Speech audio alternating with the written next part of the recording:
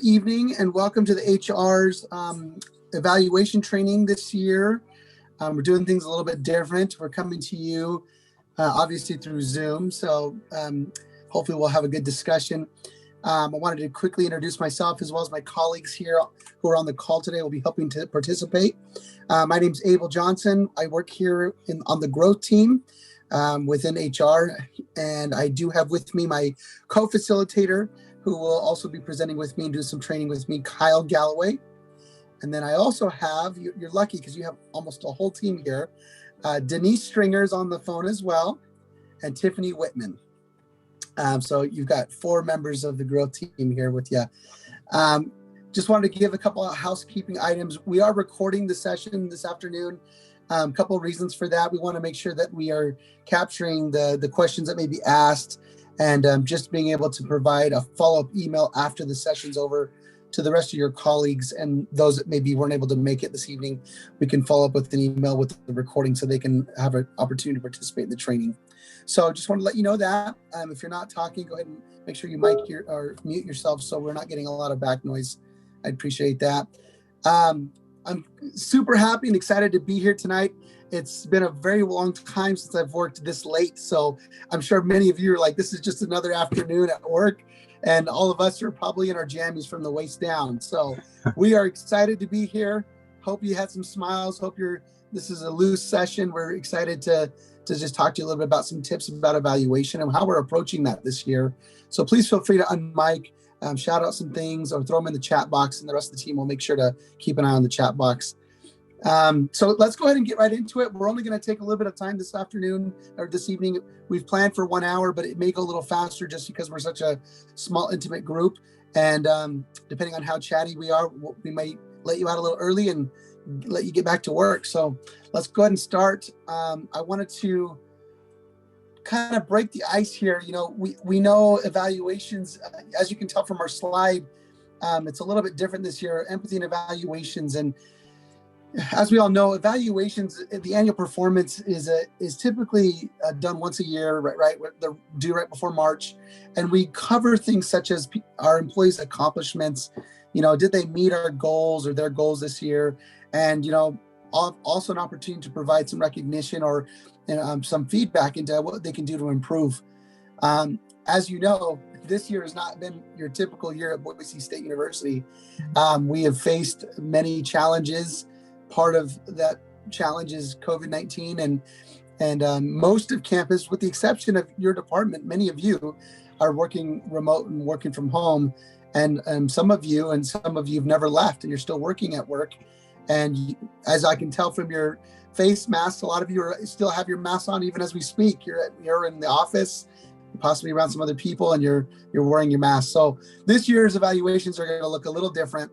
And we want to keep in mind that the key to this year's evaluation, when we think about it, is going to be flexibility, and it's going to be focused around empathy. And we'll go into a little bit of depth as to how do we apply, why do we need to talk about empathy, and how do we apply that when we go to evaluate our employees as supervisors this year. Again, we're excited to be with you, and I'm going to go ahead and let Kyle jump in and introduce themselves and talk about some of the topics we'll hit up this afternoon, and we'll go from there. Yeah, good evening, everyone. Hope you guys are doing well. Glad to be here with you all. It's not late for me. I usually go to bed around 11 o'clock, so I'm energized and ready to rock and roll for you guys. As you guys can see, today's topics, we're going to discuss, 2020 and some of the challenges this year has brought us. I mean, I think it's easy to say that 2020 has been different. If it hasn't been different, and maybe it's been difficult. So we'll discuss what 2020 looked like for us as a university. We're going to discuss, how to show empathy and what that means. And, more importantly, how do we apply it when we have those conversations with our employees? We'll go over some things to be mindful of, some HR related type of inquiries to get you guys up to speed with that. And then, of course, we're an intimate group. Let's unmic or, feel free to chat in the box, ask any questions that you guys may have. We're here to help you all out. And, if anything were to come up during our presentation, feel free to just let us know and we'll stop and pause for you all. So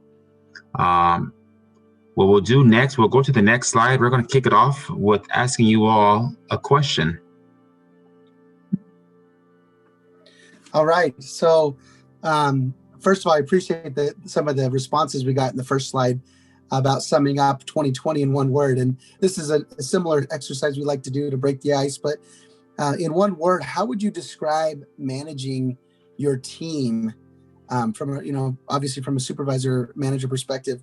How would you describe managing your team during this COVID-19 world that we're living in, and some of the differences that some of you have gone through this last year?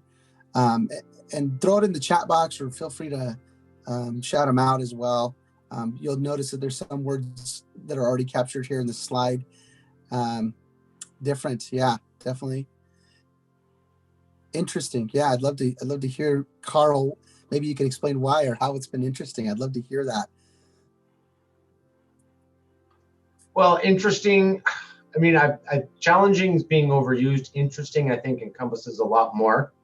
Where it was challenging, it was difficult, but there were moments where I was proud of what I was doing because everybody worked together and we didn't allow it to defeat us or beat us down. So to me, interesting kind of encompasses a lot more than one single aspect. It's kind of the overall picture. So it had its positives, it had its negatives, it had its ups, it had its downs.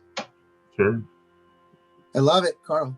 Definitely. And I think you hit on something that was really cool, is you were proud of what you were doing, but I'm sure you're also proud of your team and kind of what they were doing amidst all of this. So that's awesome. Love that. Did I miss any team on the chat box? I might have missed a couple. Kim, I don't know if you threw something in there or saw something pop up. Yeah, it's opportunity is the next one. Opportunity. I love that one. Yeah. And so I think what we are finding in the 5 sessions that we've done on campus when we throw this out there is that it has been challenging and difficult. Some of those words or those adjectives are kind of negative, but kind of what Carl said, a lot of people have found that there's great opportunities in this new world that we live in, where we've had to be more engaging with our employees, and we've had to stretch ourselves a little bit. We may come out the other side with some stretch marks, right? But we've grown because of this opportunity, and it's been epic. It's been challenging. It's been intense. But as anything in life, I would say those adjectives make us stronger, and I think it'll only make our university and our managers, you as leaders, even better.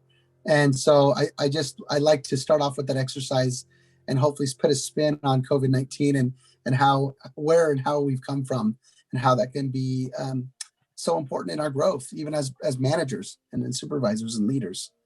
So anyway, appreciate your input in that. Thanks for being brave enough to unmic, Carl. Appreciate you as well. We'll go ahead and I'll kick it back over to my colleague, Kyle, and he'll kind of set the stage for understanding 2020 and how this whole evaluation fits in. How do we evaluate our employees this year, and what's different? Yeah, thanks, Abel. There's no question that 2020 has been an unprecedented year for us all. As a university, we've had drastic changes with, quickly transitioning, a lot of our jobs and our services to a virtual setting. We've adapted the work environment to provide social distancing for roles that can't be performed virtually. We're supporting employees through unexpected challenges that they're facing at home, such as virtual school for their kids, COVID-related concerns or diagnosis, among many more things. I think we all know that, it's a worldwide pandemic. I think over 80 million people have been affected with COVID-19. So when you think about, what's been challenging for you as a manager or supervisor, those same challenges and or concerns are also being faced by your employees. Our lives have changed along with our work. Social gatherings have been limited, and I'll explain a little bit later on how this can affect, someone's work. So here are a couple of things to think about, prior to your evaluation, with your employees. Does your employee, know what's expected of them during this time? Have you set those clear expectations? With a lot of us, whether you're working from home or, you haven't left, the campus, making sure that we have those change, I don't want to say goals, but, maybe things have been switched up a little bit, for those that are essential to the university. So if your employees are not clear about what's expected of them, then that's where we have some challenges that could arise. Um, People are facing issues working in a remote setting, and people are facing issues while they have never left the building. So, as you think about this holistically with your team, there have been some wins and there have been some challenges. So as you look at your evaluation, make sure you think about the whole process about what's been taking place in 2020. Because this year's been different, like Abel said earlier, we believe empathy should play a part in the evaluation process this year. And really the meat of this presentation is going to be kind of the next slide and how you're going to apply it. And for that, I'll kick it back over to Abel. Yeah, I appreciate that, Kyle. Just a quick impromptu question by show of hands, virtual hands, or a nudge, or a yes, or a thumbs up. How many of you are still on campus? Got a couple of hands here. Yep, thumbs up. Cam, I see your thumb up. Okay, so is everybody on this call still working on campus? Perfect. Okay. So as you know, some of this content may be not relevant to you in the sense of working from home, but I do want to say there are some other aspects of COVID-19 that may or may not have affected you. That doesn't mean you haven't changed your work situation or environment. And so, or that of your employees. Maybe you've taken some leave, maybe you've been furloughed, maybe you've gotten sick. And so we're going to talk a little bit about those situations as well, and how that is affected maybe the output of an employee. And when you go to evaluate them, you may be wondering, how do I do this fairly, equitably, what meets their job standard, but still be empathetic? And so we'll talk a little bit about that. So getting into the definition of empathy, and we go over this every time, but empathy can very just simply be defined by understanding someone else's feelings. But one of the great minds of our dispensation, according to Abel Johnson, Simon Sinek, has a better description of empathy, and we'll share the TED Talk that it comes from in the chat here if you'd like to learn more. His definition is empathy is being concerned about the human being, being concerned about the Pauls and the Michelles and the Carls, and not just their output. And so if we break down that definition a little bit more, and even as you think about that as leaders with your employees, being empathetic towards your employees, those groups of people that you manage or that are in your care. Yes, we want to be mindful of, well, we're paying them to do a job. We do care about their output. That is true. But it's also being concerned about the human being. And again, how does that relate to COVID-19? How does that relate to evaluations this year? Well, we'll get into that a little bit more when it comes to health issues, mental health issues, and other things. But we just want to make sure that our focus is more than just, did they do the job? Didn't they do the job? Checkbox and good. And we're thinking about the person and maybe the things that they have suffered or gone through because of things outside of their control. COVID-19, getting sick, working conditions have changed. And so the theme of 2020, as you enter the evaluation season, should be focused on empathy, should be a lens that you put on as you go about those evaluations and those discussions. Now, as managers, and I don't like that word, I like to use the word leaders. As leaders of those in your care, you are in a great position to understand the needs of your employees. You're in a position to understand who they are, what their fears are, what their struggles are, what their wants are, what the barriers are.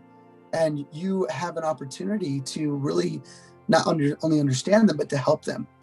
And again, this being a rough year for many, our approach, and this is not just to this group, we're saying this to the entire campus, is our approach and our tone should be one of compassion and kindness, using language that truly shows that you understand your employees' concerns for COVID-19, their working conditions, the barriers that they're going through, and why they maybe didn't perform their output to where maybe it was last year. And the reality is, we're not last year. We're in a different world of things that have impacted our world out of our control. So I want to caveat the empathy a little bit with this kind of cherry on top that says, what we're not saying in HR is empathy is not necessarily mean giving somebody a hall pass for 2020. We're not saying that here in HR, but what we are saying is we want to be mindful as leaders of the struggles and the things that maybe got in the way that could have affected somebody's output, and in turn may affect their evaluation or the score you give them. So I hope I'm being very clear when I say that, and please feel free to unmic and clarify that if I'm not. So you may be asking, well, how do I do that, right? How do I bake empathy into my evaluation, my discussion, my approach this year? And the answer really is simple. It's, have you checked in with your employees on a regular basis? Have you checked in since COVID-19 has started? Have you set new expectations with your employees? Maybe their working conditions a little bit different. Maybe you're still working from work, but maybe some of those struggles are different now. And have we addressed those struggles and those barriers, and has that affected their output, or could it affect their output? So I hope that is being presented the way we intended it. But we're going to go ahead and talk a little bit more about empathy and how we can take that now and have the conversation with your employee, and how you can use these tactics in practicum and really use them when you go to have those discussions. For that, I'll kick it back over to Kyle. Yeah, absolutely. Thanks, Abel. So we're going to watch a quick 3-minute video regarding how to have the right performance conversation tone. So bear with me for a second and I will play it.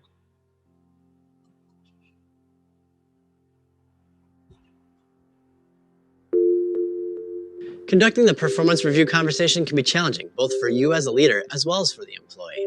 The employee may be concerned that they're going to be sitting in the hot seat and get judged. They might also worry about how the performance appraisal could affect the potential for them to get a raise. You might be concerned that your feedback can cause them to get emotional or defensive or even argumentative. That's why it's really helpful to have a plan in place when going into this conversation. So I'm going to share with you 7 tips to confidently have the performance review conversation. Tip number 1, don't ad lib. Use the forms that have been provided by your company for the performance review conversation. Number 2, make sure your employee gets to prepare the exact same forms so that you can be on the same page and there's no surprises for them. You don't want them to be frustrated when suddenly they feel like they're being judged for something that they just weren't expecting. Number 3, don't just dive in and get to business. Build some rapport. Set the tone by asking them how their week went. Thank them for showing up to the meeting, and maybe discuss something like how their family is doing or any vacation plans they might have. Number 4, before you give your feedback, first allow them in each category to tell you how they felt their performance was in the past year. Tell them where you agreed with their performance opinions, and then tell them where you may have differed. This is an important phrase. Instead of saying disagree or allowing room for any kind of argument, just say, I appreciate your feedback on that. I would agree you did a great job with X, Y, and Z. Where my opinion differs a bit is, and then give the example. Number 6, when giving feedback, make sure you'll use only observable facts, not assumptive judgments. You don't want to say something like, Mike, it really seems like you've checked out and you don't even care anymore this past quarter. Instead, say something like, I've noticed you've been tardy 3 times out of the last 4 weeks. And in most of the meetings in the last 2 weeks, you've really only participated once. What can you tell me about this? This gives them an opportunity to share their side and really explain what might be going on with them. Which leads us to number 7. They may become defensive or argumentative. If so, as challenging as it may be, allow them the time to vent and listen to what they have to say. No need to prescribe an answer, just listen, and if necessary, ask them to share a little bit more. Want an even deeper dive on how to conduct the performance review conversation? Head over to livingasaleader.com/shop and check out our performance management e-learning bundle. In this 2-part course, we not only talk about the conversation, but we also discuss how to set goals with your employee and how to coach them throughout the year. For even more tips like this, subscribe to our YouTube channel or go to livingasaleader.com and subscribe to our blog. Thanks for watching. Hope you guys enjoyed that, but we really do believe that this video does a great job at explaining the importance of your tone, while going over a performance evaluation. So again, some things to remember, make sure that you have a plan in place prior to the beginning of the conversation. don't ad lib and come prepared. That's probably the most crucial thing that we could convey to you all. To set the foundation, build the rapport, allow the employee to say how well they did and where you may agree or disagree. And as we evaluate and have those discussions, make sure that we're only using facts. And again, just like the video said, if there is an issue, let the employee vent. And sometimes we don't always have an answer right away. So take the time to assess what they're saying to you and maybe come back with a solution. So, we believe that if you were to follow these, key pillars for the conversational piece, the conversation usually is a lot smoother. So again, some examples or suggestions you can use prior to your conversation with your employee. Thank you for your contributions during this difficult time. We appreciate how well you've adjusted during this different time. I understand this year's been challenging, but here are some things that went well, and here are some things that we could work on for next time. Again, your tone and your approach have the ability to turn any situation into a more positive outcome. Conversations that start off with empathy, gives a perception to the employee that you do care for them as a leader. And we truly believe that. So what we'll touch on next is going to be the performance management piece and goal setting. I'll kick it back over to Abel. All right, thank you, Kyle. Hopefully some of those tips were helpful, and some of those tips you can truly take with you and as tools and put that in your toolbox as you have those conversations. I think our goal here in doing that and baking empathy into all this is when you think of the best boss you've ever had, and at least for me, it was a supervisor and a leader who really cared about me. And again, getting back to the same definition of Simon, they cared about my output, but they cared more about me. And so if you can have those conversations and build that trust and have frequent conversations over time, not just once a year, not just that big evaluation, then you're building that trust and that communication along the way. And so that's kind of the biggest thing we can learn, I think, from those conversation tips.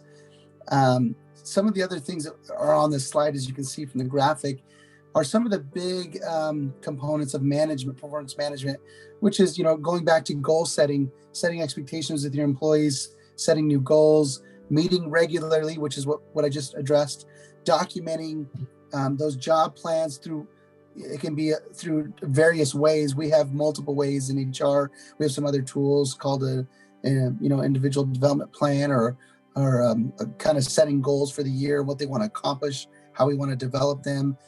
And for certain positions, it may just be, I want to cross train. I want to learn more about how to use this equipment, or how do I fix this, or how do I do that? And so some of those may just be small lifts, and some may be bigger lifts that require more time. But conversation is key, and then discussing the positive components, giving feedback where necessary. And then again, the video did a great job of how to word that. You want to talk about facts and address things that maybe need to be addressed, but using facts and giving the employee some time to also express their side of things. So these are all great ideas, and these are all great tools you can use.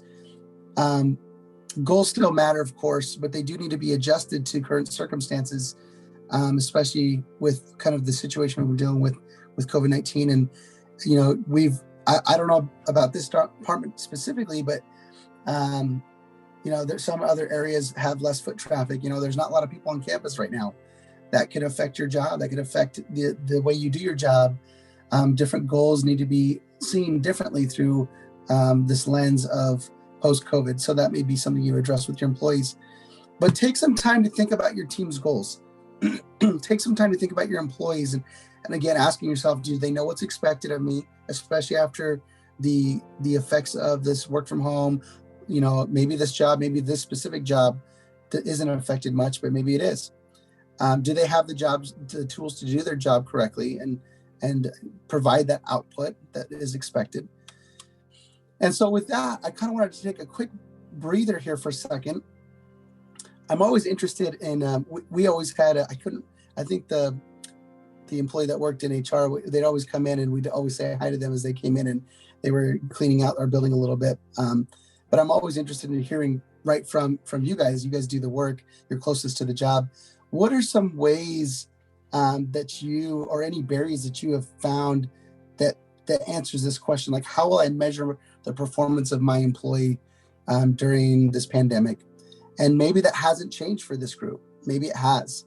But for you as supervisors, is there anything that has worked for you that you would like to share with the rest of the group on how you measure the performance of your employee? And love to hear from you.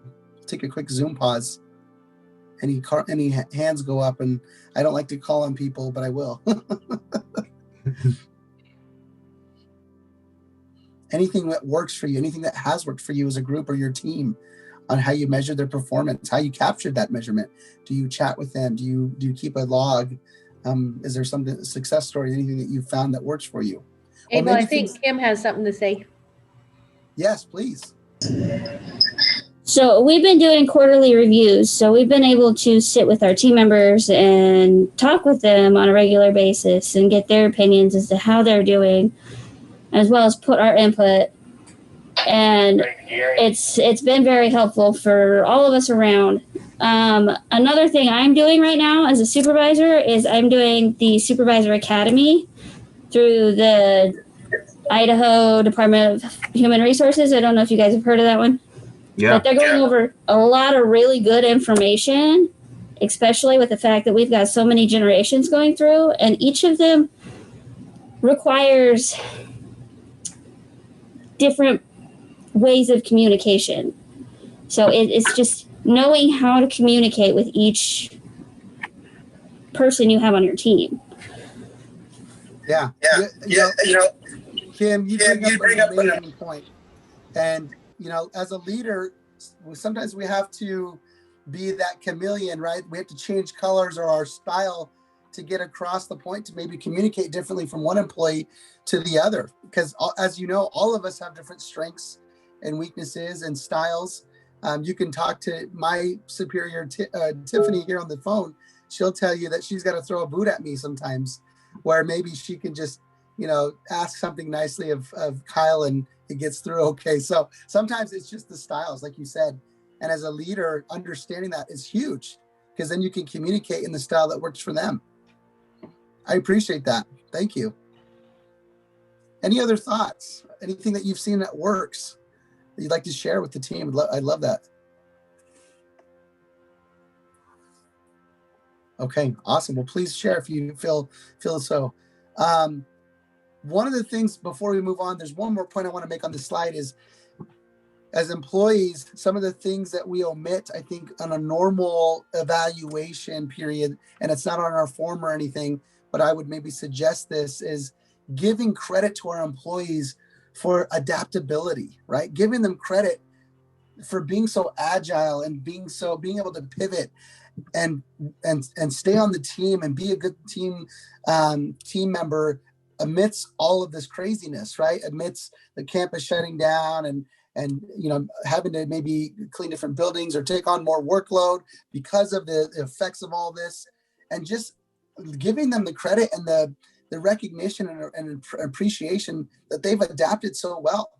I think that is something we overlook so many times, of just, hey, you're still on the boat and it's rocking and the waves are coming in and you've got a clean deck and you've got more responsibilities and someone quit and all this stuff happens, but we forget to recognize and give credit to those that are still hanging on to the ship, right? And still a good team player.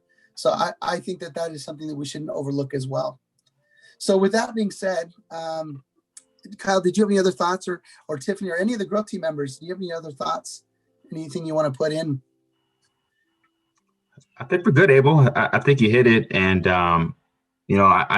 it's good to hear that people are taking those leadership, academy classes through the state. I mean, they are amazing. And, you'll learn a lot, like you said, Kim, as far as how to manage to the style of your personnel. So one of these days, you'll be teaching us something that you've learned, and we appreciate that. So. Yeah, I definitely do. I love that comment. I think we had one other comment that just came in. Denise, can you read that for us? Or maybe- Bryce said that giving praise and being positive with staff and fellow management. Yeah, I love that. I think, praise and recognition go a long way for many. I know I've got in fact, I'm going off script here, Kyle. Sorry. No, you're good. I've got this thank you card that I keep in my desk from all of my HR team family members here that people signed. And that's just that's just a simple recognition. But, for me or for most people, something so simple like that can go a long way. So I think, Bryce, what you're saying is very true. And maybe that comes in a form of a thank you card, a gift card, just taking them on a walkabout and getting some coffee and just telling them, man, thank you so much for getting my back on that or picking up on that. That's awesome. Yeah, Bryce has got something there. You are Bronco brilliant. Well done. That's awesome. Bryce, did you make that, or is that something your department does internally? Our department, Rusty, is the one that made them up and gives out to every supervisor. And if a staff member, another supervisor that we see that does a good job, we actually issue them a card. And then at the end of the Christmas season, we turn them all in and get a prize from the foam. That's awesome. Nice. It's so amazing to see the creativity within our campus when there's a hole or maybe there's a lack of funding or whatever the situation is, for that creativity to come up. And it's people like you that make that possible. So that's awesome. And I'm sure your employees love that. I know our own Denise Stringer has a lot of her own experience in recognition, and probably similar to what you're doing with those cards that she's implemented at a different company. And I think it goes a long way. A card and a thank you and a hot chocolate or a $25 gift card can make someone's day. So I appreciate you sharing. Absolutely. Well, Kyle, let's go ahead and go to the next slide. I had another comment come in. My phone's little, so I'm just seeing these comments pop up. Was that Michelle that said something? Yeah. I put using specific examples to recognize where the people are excelling, and providing the opportunities for them to take initiative. When you give examples specifically of what they did that stands out at the time that they do it, it really helps them see that, oh, this is a behavior that's actually well received. And then providing them leadership opportunities, like giving them a small task for a project. When they feel like they can take on more responsibility, it makes them feel like they're more capable, and it inspires others to do the same. Yeah, Michelle, you need to come talk at our HR trainings. I think we could find a spot for you. You're doing all the right things. Yep. What you're saying is you're reinforcing the positive things, that the behavior you want to see more of, and you're rewarding that, right? And then you're giving those employees opportunities to grow. What you're doing is you're developing them, right? You're giving them opportunities to grow. And so I really appreciate your comment, because I think that can go a long way too. And if I say, Michelle, I really appreciated the way that you were able to speak up and disagree in our discussion regarding this, because that was courageous. That was brave of you. You were the only one, but you gave us your feedback, and that was honest and genuine. I really appreciate that, and I admire your courage. Like that speaks volumes, rather than me just say, oh, good job, Michelle. It's like, okay, about what? So being specific, I think you hit the nail on the head on that one as well. I appreciate that. Well, you guys are awesome. You guys are chatty for 9:30. I mean, you guys are probably thinking this is dinner time for me, right? So I appreciate that. We'll go ahead and move on to the next slide. Please continue to speak up, though. We don't want to inhibit that. This slide, we'll let you read. We'll play the video here. We'll play the video here, and then we'll kind of explain why this is in here.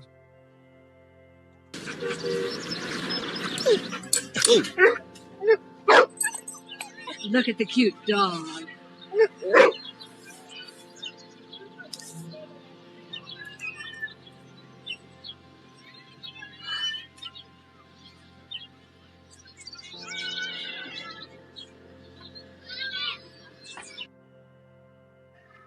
Okay.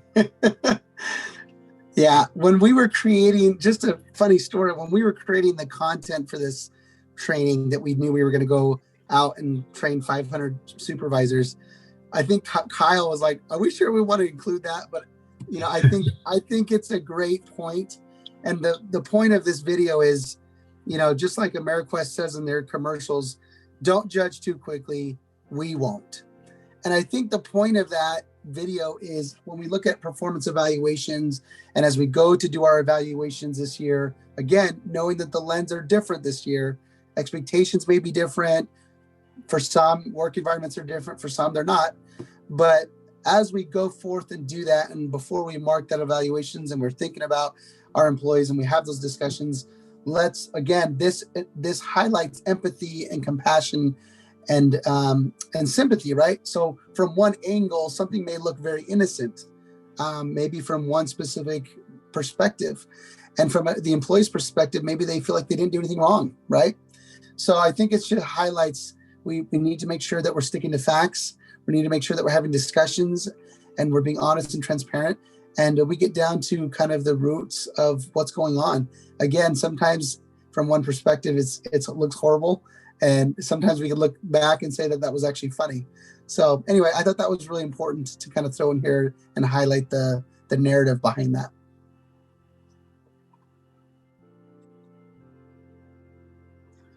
So with that being said, any other questions or thoughts before we move on? Okay, great. So Kyle, do you want to go ahead and kick off some of this content? And I'm sure Kyle will caveat that may not be applicable for this group that are not working from home, but I think some of the things that we'll get into underneath the line, underneath the surface when it comes to the mental health and things like that are still applicable. Yeah, no, for sure. I will. Absolutely. We like to use the word harmless, in HR. And what that means for us is, anything that is out of an employee's control should not be used or held against them during the evaluation period. So what we mean by that is, and this goes on campus wide, people that are on FMLA or maybe that have gone through furloughs, or we have the new Families First Coronavirus Act. When people are away from campus because of one of these protected leaves, we're making sure that as a supervisor or manager, we're not evaluating them on the time that they miss due to their HR approved leave, if that makes any sense. That's important because we've had people that have been out for a week or two at a time, or sometimes people are out for a month. And, sometimes we get the questions in HR, well, how do we evaluate somebody who's been gone for, a month or two? Well, the answer is you evaluate them on the time that they were there and exclude anything while they weren't, to make it simple or to make it easy for you all. Again, people that are still essential, working, on campus, those of them that maybe have kids, maybe they need to transition and pick up a kid from the daycare or run home because someone's sick due to COVID. Things are out of their control. Excuse me. Just make sure you guys have an extra lens and ensure that we have the facts that are being properly utilized when we have people in positions that sometimes are just out of their control. If that makes any sense. Does anybody have any questions about that we can answer or clarify for you? I'll pause for about 5 seconds. Okay. The rest of this stuff I'm not gonna get into. So Abel, I'm going to pass it back to you, brother. Maybe to go over the iceberg effect and how this could be applicable. Yeah. To operations group. Yeah, and I saw Michelle writing, so hopefully this is helpful to you or seeing some of this content. The iceberg effect, a lot of us have heard of things that are underneath the surface of the iceberg. And as human beings and as people, we have many layers to our own iceberg of who we are. And, a lot of times in the past, before this whole pandemic hit, maybe we only saw the tip of the iceberg. We only saw, the work, Carl, or maybe we only saw the work, Michelle. And we thought that should be the professional side.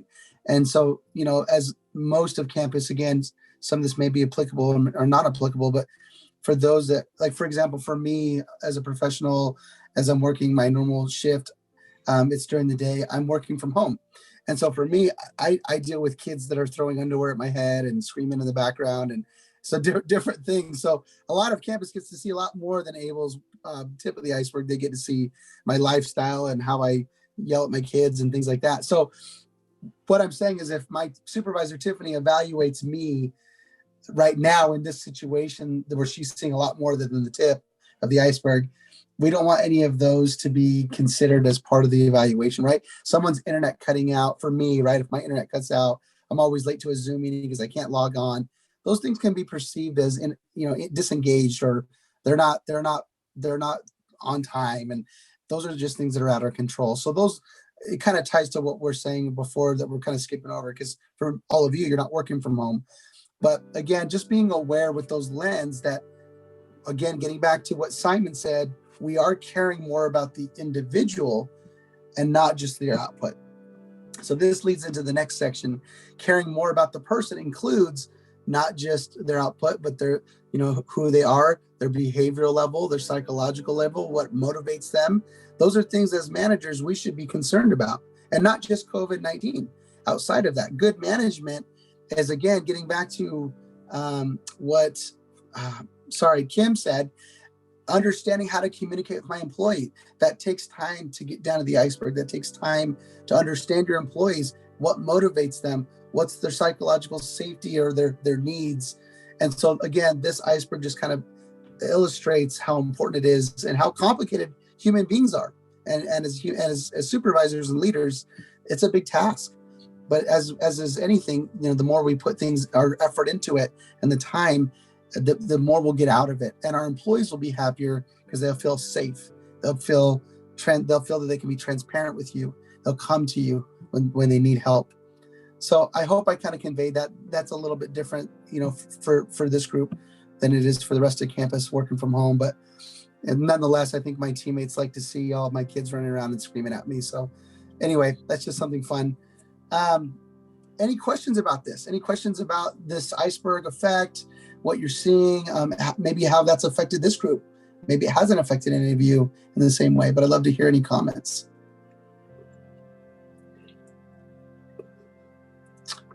All right. So now, as we dig down a little bit more and talking back on the topic of mental health, we have a quick treat for you.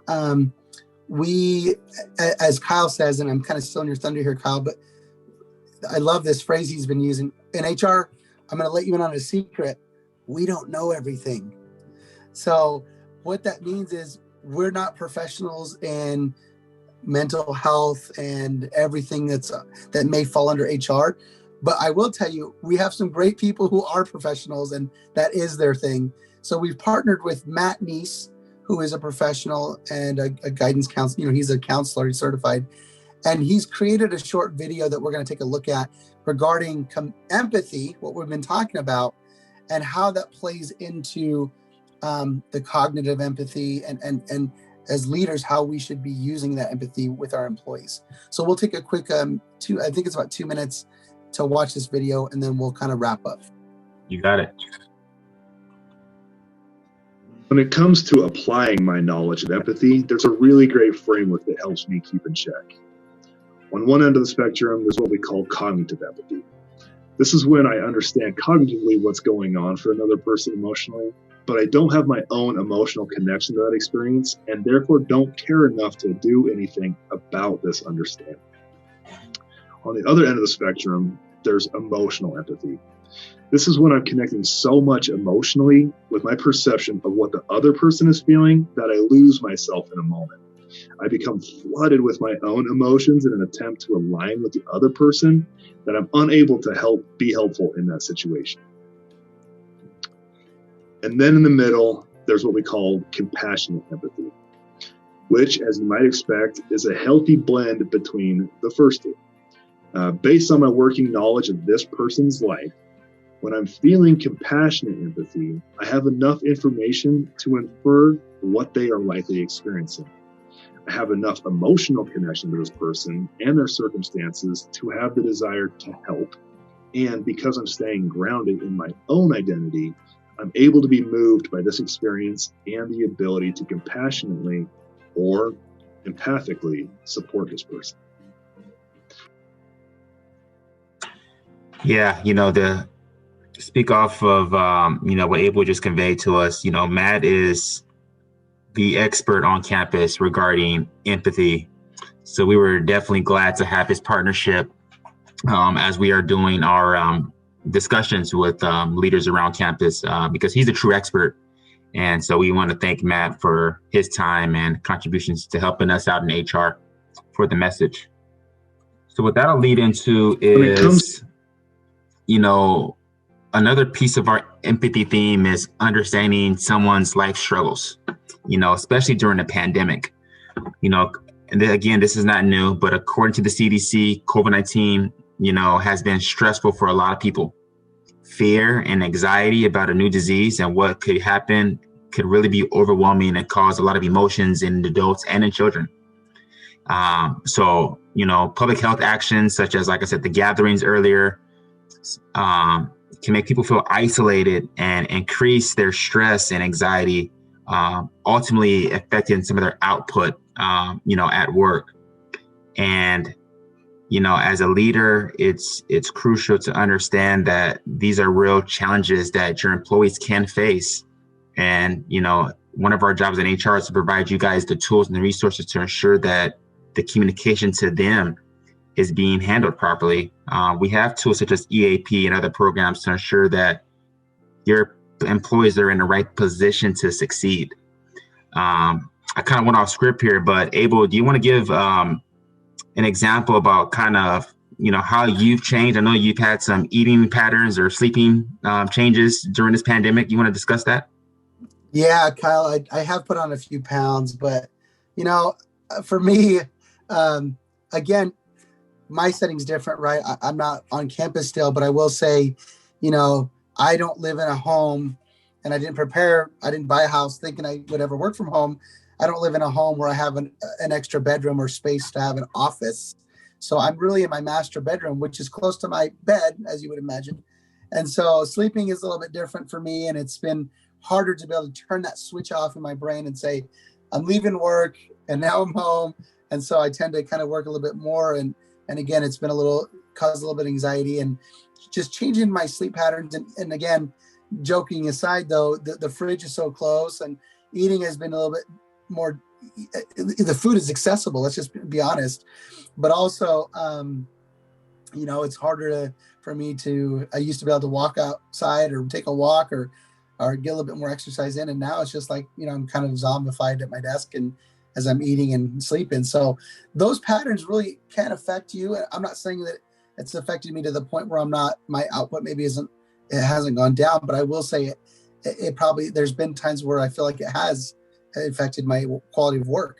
So for me, in my situation, my boss knowing this and her talking to me about that, she understands that, right? She takes that into consideration.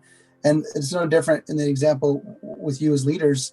And that may be not the same exact situation or scenario, but just understanding your employees' needs, understanding if, are there signs of fear and anxiety because of the pandemic, of them getting something while they're working at work or, whatever that may be, or maybe they've got a family member they're caring for who did get it. So, there's all these different situations that may be going on. And again, the only way to know really is, again, as you have those conversations and you build trust, some of that may come up to the surface of the iceberg. Some of that may come up and they may say, hey, Michelle, I have a lot of, lately I've been distracted at work and this is kind of what's going on. And you may say, thanks for confiding in me. Let's get you some help. Let's get you to HR. Let's get you some programs. But ultimately, there's a great quote from Simon Sinek that says, leadership is not about being in charge or taking charge. It's about those that are in our charge, right? Those that are in our stewardship. And that's really what you as leaders are being and who you are.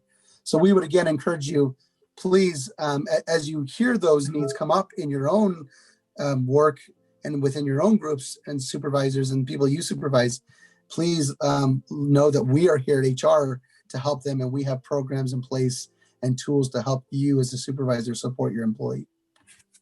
Thanks, Abel. I appreciate that, brother. Sorry for going off script, but I mean, I think that was important to hear that, doesn't matter where you work. We are all facing something different than, normal. And, for those that are on the front lines, we appreciate everything that's been going on since the pandemic. So again, making sure we're having those resources and tools for your employees should they need them. Just know that we're always here for you all. So thanks, Abel. I appreciate that. So to wrap things up, that's all we really had for this evening. Do you guys have any questions or any last minute thoughts that we can answer for you all?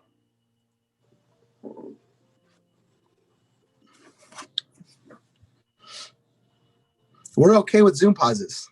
We've got 7 minutes, 8 minutes. No, we won't keep you if there's nothing. I did want to, and I'll pause here again just so you have an opportunity. Our colleagues here are throwing some things in the chat to be mindful of. So the Simon Sinek talk that I've talked a lot about and referenced a lot, and we've referenced a lot, the full video is there if you want to read that or hear that podcast. It's a great one. We've also done, this is kind of part 2 of our training. If you as a supervisor, you're like, I got this, I feel good and confident, but you just need some help, an extra lift help on the form itself. How do I complete the form for HR to submit, and when does it due, and what fields do I put where? If you need more training on that, we have an online e-learning module that we've created or had created. And then you can just take it at your own pace, watch the video, and it explains how field by field what to do, how to do it. So if you just need a refresher on that, the link's there as well that Denise just threw in the chat. And then again, the last thing I would say is we're recording this session, and then we will go ahead and send an email recap out within the next couple of days or so. It might be a week or two, hopefully sooner rather than later, but we'll send an email cap out, and then it'll have this session that we've talked about along with the EAP links and other things, that resources to be at your disposal. Yeah. So I'll pause again. Those are all the resources we provided to you. Do you have any questions, thoughts, comments, dirty jokes, anything that you'd like to throw out there?